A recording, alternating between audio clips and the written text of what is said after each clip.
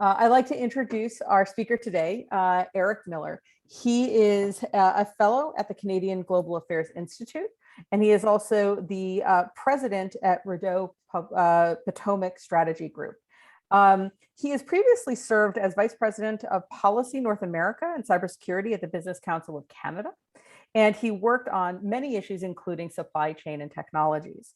He previously also represented Industry Canada at the Canadian Embassy here in Washington, D.C., where he advised Canadian officials on U.S. economic policies, political technology issues, which his background, this cross-border background, gives him a really unique experience to talk about the different perspectives of how we work together in North America and the geopolitical developments that are here. So we are so excited to have Eric here. If you have questions, please don't hesitate to put them in the chat at the bottom, and we will get to them throughout the talk. Or you are also able to, I believe, raise your hand throughout the system as well. So with that, I will turn it over to Eric. Eric, you're on mute. Thank you so much, Allison. It's a great pleasure to be here today to discuss my recent paper on the quantum revolution. So next slide, please. So just to situate what is the quantum revolution, of course, John Bell did a lot of the key work in advancing quantum mechanics, but in lectures dedicated to him, they said conceptual quantum revolutions indeed turn into technological revolutions, which is what we're going to discuss today. Next slide, please. So my recent paper, which was published by the Canadian Global Affairs Institute, sponsored by AWS, was designed to provide policymakers with a broad overview of what's happening in quantum. So not necessarily those who are reading the journals every day. And so we'll discuss what is the quantum revolution, some emerging use cases, what different countries are doing, and of course, the role for policy. Next slide, please. Next slide, please. So just to define a little bit about the quantum revolution, certainly quantum mechanics has been evolving since the end of the 19th century. We saw in the 20th century the use of quantum knowledge in things like MRI machines, semiconductors, nuclear weapons, et cetera. But what's happening now is really a move towards directly harnessing quantum phenomena. Next slide, please. And then some of the key quantum phenomena, this is kind of the background glossary you need to know about superposition, entanglement, uncertainty, wave-particle duality. And so these are some of this is the scientific magic that makes a lot of this technology work. Next slide, please. So just to give a general sense of what's happening and why we're here now. So in essence, over the last half decade, there's been a huge amount of money and political interest going into quantum. And that's because this technology is stepping out of the laboratory and really moving into the mainstream. And so we saw in 2016, China successfully send an entangled message in the form of a laser between two ground stations, which really presaged the beginning of a quantum encrypted communications network. The US passed the National Quantum Initiative Act in 2018, which really put money and organization behind its quantum efforts. We've seen private capital surging into quantum, going from around $100 million in 2015 to $1 billion in the first 3 quarters of this year. And we've even seen our first quantum IPO in IonQ. And we've also seen the technology get both more powerful and to have a much lower error rate, which is something that's important. So getting better, more money, people are interested. Next slide, please. Next slide, please. So let's talk a little bit about use cases and what this means. So I call cybersecurity the end of the world as we know it, and I'm not feeling fine because quantum holds the potential very significantly to break prime factorization, which is the core of RSA and other key algorithms which secure your ATM and secure other things on the web. Certainly, we know how to do this theoretically. It is a matter of time till this happens. And when that comes, you will see a very messy situation where companies will need to decide what needs to be secured, what doesn't need to be secured. Naturally, the US government and others are hard at work trying to design what a post-quantum algorithm looks like. But as we've seen with the spate of recent ransomware attacks, we know that securing networks takes a long time and that everyone does not always update when they need to update. So this is going to be a very significant ramification of the quantum space that we will have to work very hard to mitigate and ensure that it happens in the smoothest possible manner. Next slide, please. Obviously, national security, which is very much a driver of a lot of the discussion on quantum.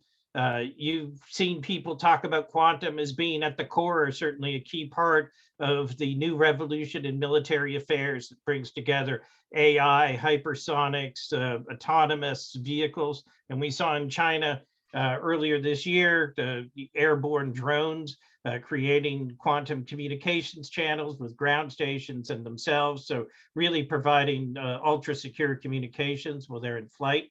You've seen Canada, which most of the paper is really premised around focusing on quantum sensing and really holding the potential to diminish Clausewitz's famous fog of war. It's also a major priority for the US, which is investing a lot of resources. But I think the report from the Defense Science Board in 2021 about the utility of quantum radar reminds us that this is not a steady linear march forward, that there's a lot of work and effort and dead ends that lead to good things that happen eventually that go into developing this technology. Next slide, please. So we've seen major players emerge, certainly established tech players like IBM, Microsoft, AWS, Google are investing heavily, but you've also seen large pure play quantum companies, including D-Wave, Allison's company, which is a very important player and really a unique innovator in this space by how it's used its quantum annealing technology. So this is where a lot of that money that we saw in the earlier slide is going. And you have companies doing really interesting things and importantly, placing really different bets about what technology they think will succeed and what they don't think will succeed. Because after all, the best methodology is not yet settled on this, and people are betting the farm that one approach versus the other really is going to work better. So it's very exciting. Next slide, please. A lot of economic applications for quantum. If you read the websites of a lot of the leading quantum companies, there's a lot of use case descriptions. And so just to give you some example, so you see things like finance, so derivatives pricing, risk assessment, supply chain, certainly solving the traveling salesperson problem around route efficiency, a lot of great applications in pharma because you can look at 3D structures of proteins and compare molecules. Some of my favorite stuff is the anti-counterfeiting pieces where you're creating unique quantum identifiers on things like $5,000 handbags, so you can know that your Birkin bag really is a genuine Birkin bag, and certainly integrity in things like passports and currency and things of that nature. So there's a huge swath of research use cases that are taking place really across the economy, and many companies are participating in that because this will show us the way for what will become a really viable business application into the future. Next slide, please. So I wanted to go now into what are some of the major countries doing. So next slide, please. So I put in the paper this map. It's always difficult to know what are the totals. I guess some of the qualifiers are these would be things that are publicly available. In the case of China, which I'll talk about, it's hard to know really what they're spending. Certainly one has to expect that in the intelligence communities in many countries, they're spending significant amounts more than this. And it's also done from 2018 to 2025, and not everybody's time frame aligns on that, but this is a best good faith estimate about who's doing what within this 7-year period when the quantum revolution is really advancing. Next slide, please. So let's talk about China, which has been a key competitive driver, both from a security perspective and an economic perspective. We do know, according to the OECD, that China spent about $378 billion on R&D in 2020. we do know that in the 13th and 14th 5-year plans that quantum has featured very centrally, even within, they've set up not only the National Laboratory in Hefei, but they've also set up this ultra secure communications network between Beijing and Shanghai. And they're continuing to invest heavily in the 5-year plan. And corporate China, the Tencents and the Alibabas of the world. This meeting did pop up. All right. And All right, so you're coming right. next slide, please. So you see, you see the UK, for example, is also investing heavily. You've seen upwards of £1 billion go into this. They've set up consortiums around universities and are doing a lot of work on things such as communication, simulation, and sensors. So they're really seeing quantum as a major priority area for them. Next slide, please. Europe as a whole, so continental Europe, you've seen an EU strategy and you've seen a German strategy. Angela Merkel, being a quantum chemist, has been very interested and focused on this particular area, and her country has put about 2 billion euros into the development of quantum technologies, including commissioning to work with several quantum computers. France is putting 1.8 billion, and their allocation goes a lot into quantum computing, but also into communications and others into sensors. So you see the big thematic areas where many people are placing bets. Next slide, please. Japan has been working on quantum since the 1980s. They're putting money steadily into it. So an allocation in the 2020 budget for 30 billion yen, or about 250 million US, over 5 years to work on quantum. They also have this moonshot initiative that the Cabinet Office runs, which is designed to really do big breakthrough initiatives. And it's an interesting way of approaching it. And then they've had company and university consortiums. And you've seen, for example, Tokyo University linking up with the University of British Columbia and others outside to develop these technologies. Next slide, please.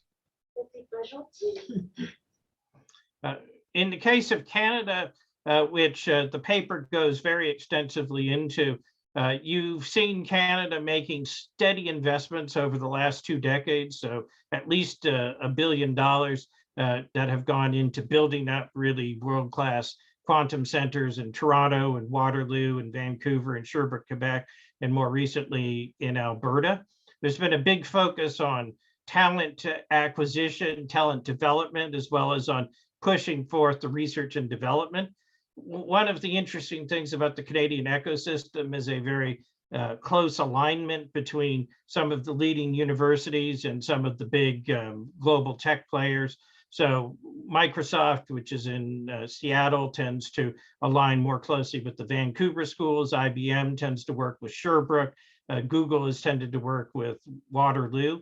And so you have these very interesting connections, but this has also not impeded the growth of Canadian level global scale companies. And in the last budget, the Canadian federal government put 360 million over 7 years, and there'll be other money on top of that, and are now completing the national quantum strategy, which is really designed to guide the next phase of Canada's quantum development. Next slide, please. And then finally, the US, we've mentioned the National Quantum Initiative.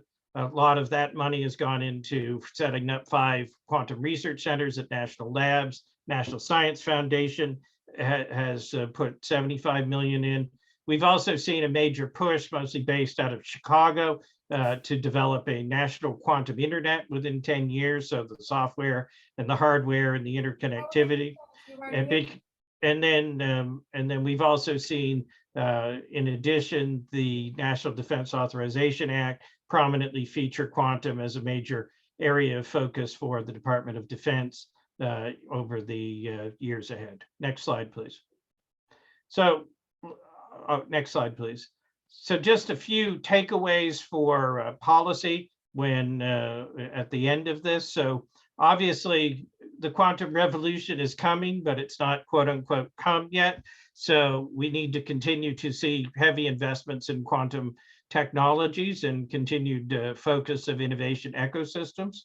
One of the things that a number of folks have talked about is in the area of government procurement, and are there ways that we can get governments to not just fund longer term research, but also focus on prioritizing some technologies that are on the market now and applying them to government activities. This is a way of helping to provide some revenue to some emerging companies that are really doing these breakthroughs, but there's certainly that bridge effect that is necessary. Collaboration is a very important piece. It's necessary for the U.S. to work with its allies on carving out lanes. So we've seen statements with Japan, with the UK, with Australia, and these are a good start, but we need to understand what are the genuine areas of expertise, how to co-invest, and how to ensure that everyone feels that their interests and capabilities are being put to the fore, because after all, there is competitive commercial dimensions to this, as well as cooperative dimensions of building out national security capabilities. On the communications front, certainly this is an area that a lot of the leading players are not focused on. They tend to be focused on the quantum computer, but looking at how do we interconnect these quantum computers into communications networks and secure the endpoints and work on refining methodologies around teleporting and things of that nature will be very important. Next slide, please. Talent is at the core of this. There needs to be some really important thinking around the talent creation pipeline, scholarships for students. One of the things I saw when I worked extensively in cybersecurity that I quite liked was the Cyber Patriot National Youth Cyber Defense Competition, where you could identify talented young people and give them scholarships and help get them into the system. And of course, when I compare the US with Canada, having a discussion around immigration and bringing talented people in, so those breakthrough innovations are made here and not in other parts of the world. That's something which is important. And then finally, it's important to flag again the emerging challenges associated with what some call Q-Day, which is when RSA is broken and we're into really a post-quantum world when it comes to cyber security. So next slide, please. So finally, I just wanted to leave you with the thoughts of Jeremy O'Brien, the CEO of PSI Quantum. And I think he's right when he says that you get an exponential advantage from a quantum computer because it really can turn the impossible into the possible. And we've seen that even with major use cases. So next and final slide, please. Thank you for your attention today. For your reference, both the front slide and this piece are from an exhibit at the Hirshhorn Museum from Laurie Anderson, which I quite liked and thought captured a little bit of the mystery and challenge that we're facing in the quantum revolution. So with that, I'll take questions. Thanks so much. I really appreciate the talk, Eric. There was one question in the chat from David Wazanadu about the 500 million Canadian dollar figure that was in the map. You know, what does that include beyond the recently announced national strategy? So that would include, for example, ongoing funding for research partnerships and things of that nature. So you have what are called Canada Research Chairs, which provide significant amounts of money. We also saw a co-investment agreement, for example, between the Government of Canada and D-Wave, which I know you're well aware of, and we've seen a number of other initiatives with other pots of money. You've seen what we also know coming out of the Department of National Defense. And so these things are meant to be a good faith estimate, and I can certainly give him a breakdown offline, but I put in the paper a long footnote trying to say this is what this is where the number came from, and I used actually Canada as an example because when you start at 2018, you have some of the legacy money which went in to create and fund some of the centers as well going forward. So statistics are a wonderful thing, but they can be tricky to calculate sometimes. And I do want to call out David. Xanadu is another very good Canadian company that's doing photonics quantum computing as well. So, and they were earlier in your presentation. Michael Hart.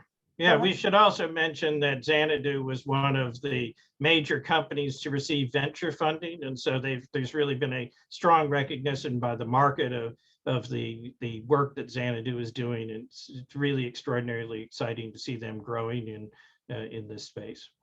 One of the questions I'd love to ask you is, and then we'll get to Ludwig's question about talent, but obviously you saw so many of the different global governments that are getting engaged. And, you mentioned Angela Merkel's background, and obviously today they just confirmed Olaf Scholz to be the new chancellor.